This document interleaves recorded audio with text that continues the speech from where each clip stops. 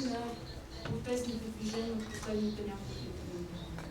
В този смисъл ви моля да ми простите, може би, прекомерната симпатия, която ще откриете на моменти в моите думи, в моите анализи и в примерите, които ще използвам.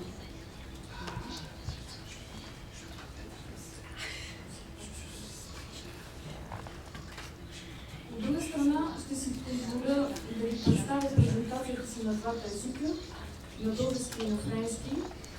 Първо, защото съм патриот, в добрия смисъл на думата, а второ, защото смятам, че по този начин можем да наградим лозунга на Европейския съюз единни в многообразието, защото моето естетическо верие е, че само многообразието е красиво. И на последно място, защото идвам от един университет, много български университет, който има претенцията също така да не се бъде многообразен. Три причини, поради които ще ви говоря и на френски, и на български. Maintenant, je passe en français. Humaniser et esthétiser par l'espace, de nouvelles mobilisations culturelles. Les observations que je vais présenter aujourd'hui font partie d'une étude ouvrant une période du temps sur les nouveaux mouvements de citoyens en Bulgarie, notamment sur les mobilisations écologiques citoyennes de la dernière décennie. Des collègues avant moi en ont parlé profondément et amplement, mais je vais vous parler en acteur de ce mouvement. C'est mon point particulier. Je vais essayer de partager avec vous. J'ai eu la chance inestimable de participer dans ces événements et en décidant d'en faire le sujet de ma thèse doctorale, j'ai assumé la tâche difficile de garder autant que possible la distance intenable entre sujet et objet de la recherche. Le manque de distance pose des problèmes devant des chercheurs beaucoup plus expérimentés que moi.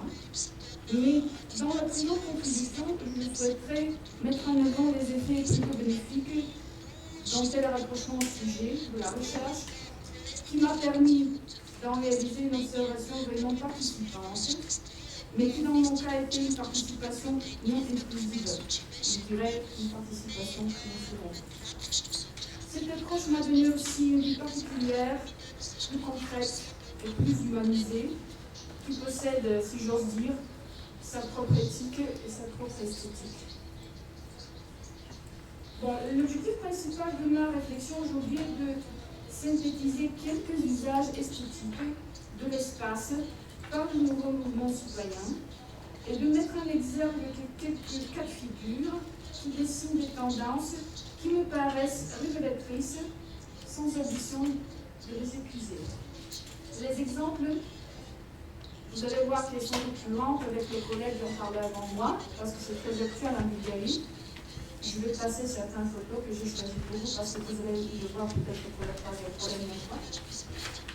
Bon, les exemples sont accusés des mobilisations d'une grande ville européenne, Sofia. Premièrement, car Sofia est une ville européenne avec une longue tradition urbaine, ininterrompue pendant les siècles de domination étrangère, possédant une culture et une histoire extrêmement riche. Et deuxièmement, car avec la réouverture de l'Europe vers les anciens pays communistes, et surtout après l'adhésion de l'Union européenne, les processus dans les grandes villes de deux côtés de l'ancien rideau de fer tentent sinon de s'uniformiser, au moins de devenir analogiques par date comparable. Quoique la confrontation des observations avec d'autres exemples d'Europe puisse révéler des différences substantielles, de nature culturelle ou autre, mon hypothèse est que les tendances observées sont pour une large part communes pour les grandes métropoles en Europe. Bon, la présente analyse va mettre un accent particulier sur les caractéristiques de cette nouvelle approche citoyenne de l'espace, qui, à mon sens, est cruciale, mais qui passe souvent inaperçue, à savoir que les actes citoyens humanisent l'espace public, à travers l'humanisation ou plutôt la humanisation des espaces urbains. C'est une esthétique qui est centrée, qui est focalisée sur l'homme, dans toutes ses dimensions. Qu'est-ce que je veux dire par là? Bon, pour simplifier, on pourrait dire que cette esthétique l'humanisatrice possède deux aspects qui devraient être analysés conjointement comme interliés et interdépendants. Elle est radicalement contestataire et en même temps radicalement affirmative. Elle est contestataire par nature car elle s'oppose à la culture et à l'esthétique officielle.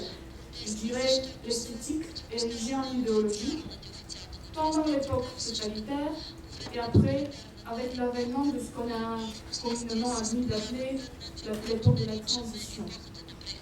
Dans la même perspective, elle est créatrice et innovante car elle ne se contente pas de rejeter, de contester, de s'opposer, mais aspire aussi à bâtir, à construire, à ouvrir des espaces habités par les êtres humains. Je vais m'arrêter d'abord sur le côté contestataire. Je vais ensuite passer aux manifestations spatiales d'affirmation. Enfin, je vais présenter cette esthétique paradoxale comme une nouvelle synthèse. Comme esthétique contestataire, elle dévoile une double opposition. D'abord, une opposition héritée à l'esthétique de totalitarisme. Où est passé le... Soit ciao. Ils ont passé les slides. Gore. Soit ciao.